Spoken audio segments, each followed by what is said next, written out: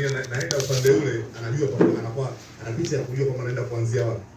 Kiwalisia ndio kwa sababu amewashuhudia wachezaji na timu ikicheza kwenye dakika karibu 180. Kwa hiyo anaweza kuwa na sehemu ya kuanzia kama timu, akianza ku-analyze timu kimbinu, kiutimamu wa mwili, kisaikolojia na sehemu zote anaweza ku-analyze na kujua wapi pa kuanzia. Kwamba je, timu hii fitness yake ipoje? Kwa namna ambavyo tumecheza nao mechi zao mbili, walikuwa na laki kitu gani? Kitu gani ambacho kilikuwa kiko vizuri ambacho mimi naweza nikafika na kuona nacho. Kwa hiyo mwalimu pia anaweza kuwa na sehemu ya kuanzia. Kwa sababu kabla ya kucheza na Simba, hususan mechi ya marudiano, alianalyze mchezo uliopita ambao alicheza nao. Kwa uhalisia wa kuwepo kiwanjani, acha ya kuangalia kwenye video ambazo wakati mwingine kamera ndio inakupeleka pale inapotaka. Kwa kiwanjani unaweza ukaamua kuspot wale madefender wao wakati timu yao inashambuliwa wanakaaje.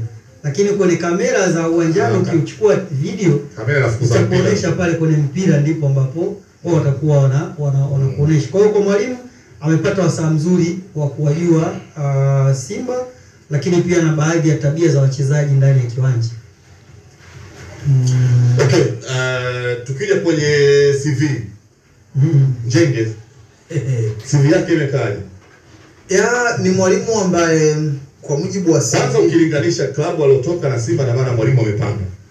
Mwalimu yeye amepanda kutoka Gaborone United kwenda Simba, amepanda. Maana yake kwa binadamu ambaye anapambana kwenye maisha, kwenye utafutaji, yeye amepiga hatua, hakurudi nyuma kwenye hatua zake za utafutaji. Lakini kwangu kwa upande wa CV kama ambavyo umeuliza, ni mwalimu ambaye tunaweza kusema sio mwalimu mkubwa sana, kwa sababu sio mwalimu ambaye ana profile ya kutisha kwenye mashindano makubwa. Ni mwalimu ambaye bado profile yake ni ya daraja la kati. Hajafundisha club kubwa sana barani Afrika, hajafundisha ligi kubwa sana Afrika. Zaidi unaona amefundisha kwenye mataifa kama Cameroon, amefundisha kwenye mataifa kama huko Botswana ambako ndiko anakotokea. Na hii klabu ya Gaborone United alikabidhiwa majukumu mwezi Januari mwaka huu. Akamaliza msimu na kuwafanya Gaborone United kuwa mabingwa wa nchi ya Botswana, kitu ambacho kilimweka yeye pazuri na klabu yake. Lakini jambo zuri hata kwenye mashindano ya kimataifa ndio vile ambavyo alifanya akiwa kwenye hizi mechi mbili dhidi ya Simba. Lakini kitu kingine ni kocha ambaye yeye naweza kusema hana zile sifa za kuwepo kwenye technical bench la timu ya ligi kuu soka Tanzania bara kama kocha mkuu. Kwenye vigezo vya elimu yake, kwa vigezo vya elimu ya ligi yetu hana sifa kwa kama head coach. Hana sifa kama head coach. Kwa tafsiri hiyo sasa inakuwaje? Nasema kwa tafsiri hiyo maana yake ni kwamba kwa technical bench ya Simba litakavyokuwa, maana yake Selemani Matola ndiye ambaye atakuwa anasomeka kama head coach kwenye makaratasi. Wanapoandika head coach Selemani Matola, assistants anabaki kwa huyu Dimitar Pantev. Lakini kwenye manager kwa sababu hata kwenye nani wameandika manager. Sasa hata naikumbuka hiyo kwa msimu uliopita na wanyuma yake kwa Azam FC na lile benchi la Yusuf Dabo pamoja na Bruno Ferri. Namna ambavyo kwenye kiutendaji Yusuf Dabo alikuwa anaonekana ni head coach. Lakini kwenye makaratasi Bruno Ferri alikuwa anaonekana ndio head coach. Na ndio maana hata kwenye zile tuzo za mwezi zilikuwa zikitoka inaandikwa Bruno Ferri wa Azam FC ameshinda tuzo ya kocha bora wa mwezi. Lakini naweza kusema kwa maana yake ni mtu ambaye bado hana vigezo. Lakini najaribu kuwaelewa Simba kwa hoja aliyosema mwanzoni kabisa Kiemba. Mazingira yao Simba sio timu ambayo iliachana na kocha mkuu kwa kumfukuza. Wakati mwingine kama kocha wako ulimfukuza, maana yake ulipata nafasi ya kutathmini na kujiandaa na nianze kufanya scouting ya kutafuta mtu mpya. Lakini taarifa ya kuondoka kwa Fadlu Davis ilikuwa ni kama kama taarifa ya msiba. Katika mazingira ambayo imeshtukiza, haikuwa imepangwa. Maana yake ni kwamba timu haikuwa na nafasi nzuri ama uwanja mpana sana wa kufanya hiyo scouting, kutafuta mtu, na mbaya zaidi tayari msimu umeshaanza. Makocha wengi wakubwa ambao wana kazi unatakiwa kutumia nguvu kubwa, sio tu kwenye mazungumzo, hata kifedha, ili uweze kushawishi kufanya aondoke alipo kuja kwako wewe.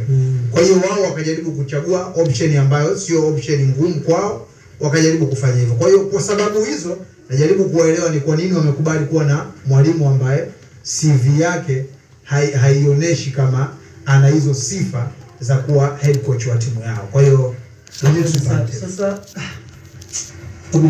nawaza kwa sauti kuhusiana na elimu ya Matola na uwezo wake wa kufanya kazi. Msaidizi anakuzidi mshahara. Unachowaza wewe. Ndio nawaza kwa sauti.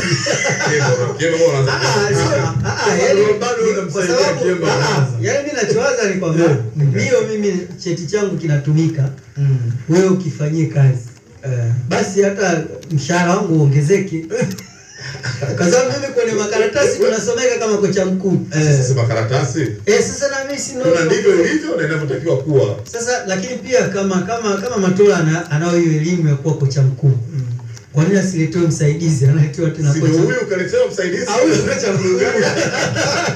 Wewe meneja. Yaani kwa ina maana zile kazi zilizokuwa zinafanywa na kila Patrick ndio zinafanywa na huyu Bulgaria. Kwa hiyo tuseme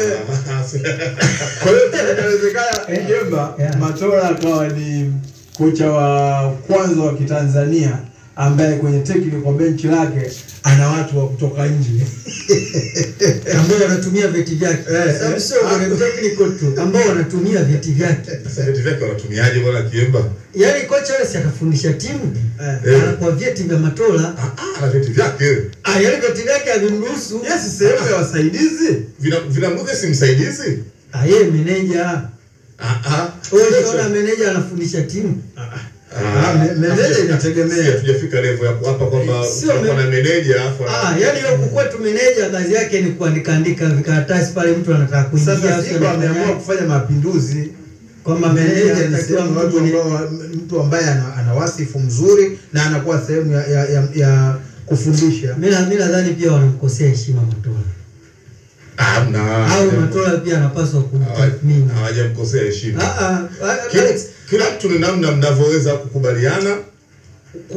Tuachie tu kukubaliana. Yaani ni kwamba watu wana picha gani kwa Matola ambaye ana vyeti. Na Matola unajua kwenye timu ameshakaa zaidi ya miaka 6 na walimu tofauti. Kwa kama ni kujifunza Matola sasa hivi ni mkufunzi. Okay, Kiemba ulitakaje? Yaani timu basi kama Matola ndo ana vyeti anakujaje mtu ambaye ana vyeti? Matola apewe timu. Matola ndo anasomeka head coach. Yule mzungu Mbungalia nani Pantev? Pantev ni msaidizi. Sasa unataka nini? Yaani msaidizi anakuzidi. Tusubiri mechi ijayo. Kuhusu mshahara si ni siri ya mtu sasa. Mshahara ni mapatano. Kwa nini tunasema 11 yote ndani lakini mishahara tunapishana? Kwa hiyo sio sababu. Yaani mimi kitu changu kikubwa tusubiri lineup ya Simba itakapotoka na technical bench. Yule shamba ni meneja. Sasa ndio ametambulishwa leo kama meneja. Ndio top pale. Yaani kwa kifupi Kiemba tuwapongeze Simba kwa kumheshimisha Matola. Hawajamheshimisha. Hawajamheshimisha. Yaani kumheshimisha Matola ilikuwa bana kocha wetu mkuu Selemani Matola atasaidiwa na fulani na fulani na fulani. Kwani Simba wamemtangaza kocha mkuu, si hawajamtangaza? Kitendo tu cha kutangaza kwamba amekuja. Yaani Simba siku zote walikuwa wanasema wanahangaika kutafuta kocha. Wakati Matola anasimamia timu. Alafu sasa hivi wamempata meneja sio kocha. Kwa hiyo tafsiri yake ni kwamba kwa kuwa wamempata meneja, maana yake wamekubali kubaki na Matola kama kocha. Automatically maana yake Matola ndo anakuwa head coach. Yaani mimi ninachokiwaza ni namna ambavyo yaani Matola anapaswa kukua. Ndio kashakuwa sasa hivi ndio head coach. Wewe lineup ya Simba ikija head coach Selemani Matola. Yaani timu ilikuwa inatafuta mwalimu afu imemleta mtu meneja. Kwani Simba ilikuwa na shida ya meneja? Wewe unajuaje? Kama unafahamu. Yaani Simba ilikuwa inawaambia washabiki na wanachama wake wao watulivu kipindi hiki timu hiki tafuta kocha mkuu. Kapatikana meneja anakuja. Matola anapanda juu. Meneja anaenda wapi? Meneja anakuwa kwenye technical bench. Sinakuwa wale wasema hata watu watatu. Bench wote na meneja. Na siku hizi meneja unatakiwa una idea ya coaching. Sio unakaa tu pale kwa ajili ya kuandika makaratasi kurekodi kadi nyekundu na za njano za wachezaji. Na wewe unatoa ushauri kama kocha pia unakuwa una ABC. Sasa kaleta mtu mwenye ABC za ukocha kabisa. Katuna Gaborone United kawekwa pale. Sawa ila kitu ambacho nasikia. Mimi kitu ambacho pia nakiona wakati mwingine huwa kinaleta changamoto kwenye hizo scenario ni kwenye kulinda mahusiano ya hawa watu wawili ambao unaenda kuwafanyisha kazi kwa mtindo huo. Kwa sababu wakati mwingine mimi nataka nilete tangazo rasmi la Simba limemtambulisha kama nani manager. Simba Simba imepata manager. Yaani ilikuwa inatafuta kocha kule kuzurura imepata manager. Kocha bado anaendelea kutafutwa kwa hiyo. Sijui sasa. Na ile tangazo alijasema bana tuwe na subira bado tunatafuta kocha mkuu.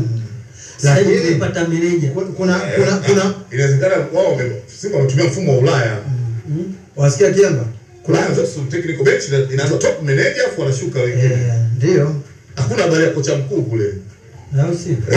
Kwa hiyo kocha anakosa sifa za kuwa kocha mkuu anakuwa manager.